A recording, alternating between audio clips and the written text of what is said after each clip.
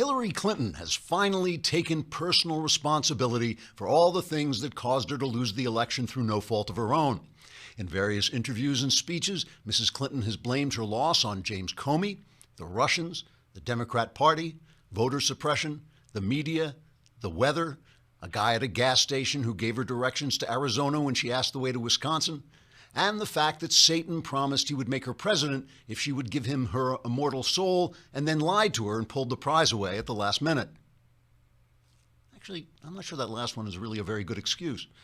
Anyway, according to a report on the website Axios, Hillary's friends say she is, quote, seething with rage and haunted by her loss. Now, far be it from me to revel in Mrs. Clinton's personal pain, or celebrate her agonizing comeuppance, or dance around the room singing a happy, happy song at the news that she's suffering. Nor would I ever wear a red clown nose and make funny faces in the bathroom mirror upon hearing that she had been plunged into a personal hell because her lifelong corruption failed to pay off.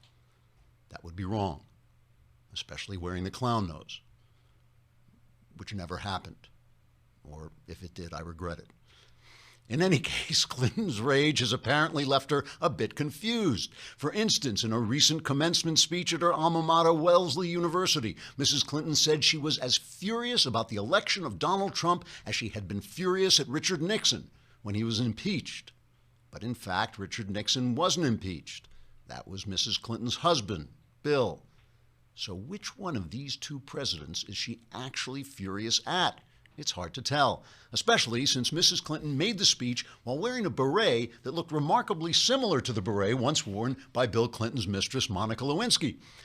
Although maybe that was a gesture of thanks to Miss Lewinsky for taking care of Bill's personal needs, leaving Mrs. Clinton more free time in which to plot her lifelong run for the presidency, which ultimately failed, leaving her furious and miserable, which is not something I would revel in or celebrate or sing happy, happy songs over. Mrs. Clinton's estrangement from the facts was further on display in an interview she gave to New York Magazine in which she claimed to have beaten both Bernie Sanders and Donald Trump. While it is true that with all the power of the Democrat Party machine conspiring to help her, Mrs. Clinton was able to eke out a primary victory over the 75-year-old communist Sanders, the evidence suggests she actually lost to Trump in the presidential election, the evidence being the fact that Trump is president and she's not. In short, Mrs. Clinton has still not come to terms with what we like to call reality, because it's reality. Perhaps this explains her seething rage and unhappiness, which in turn would explain why I was wearing a red clown nose. If I had been, which of course I wasn't. Trigger warning, I'm Andrew Klavan, and this is The Andrew Klavan Show.